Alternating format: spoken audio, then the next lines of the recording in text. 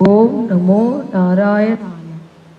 கோதை நாச்சியாரான ஆண்டாள் ஸ்ரீமன் நாராயணன் வந்து தன்னை ஆட்கொள்வதை கனவாக கண்டு பின் அதையே சித்தமாக கொண்டு மாயவனின் திருவடியை சேர்கிறாள். ஸ்ரீமன் நாராயணனை எவ்வாறெல்லாம் வரவேற்கிறார்கள் என்று தான் கண்ட கனாவை வாரணமாயிரம் என்ற இப்பாசுரத்தில் தன் தோழியிடம் கூறியிருக்கிறாள். இது நாச்சியார் திருமொழியில் 6வதாக உள்ளது. வாரணமாயிரம் சூழ வலம் வந்து நாரணன் நம்பி நடக்கின்றான் என்றிதர் பூரண பொற்குடம் வைத்து புறமெங்கும் தோரணம் நாட்ட கனா கண்டேன் தோழி நான்.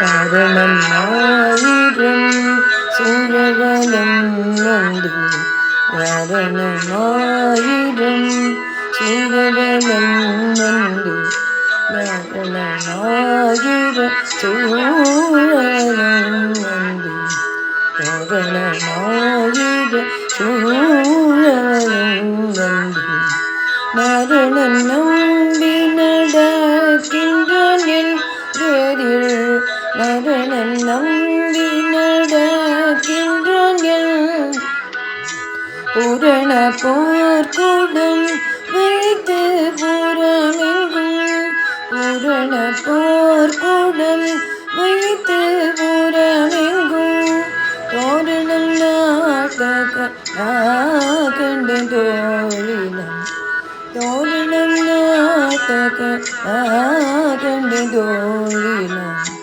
வாரணமாயிரம்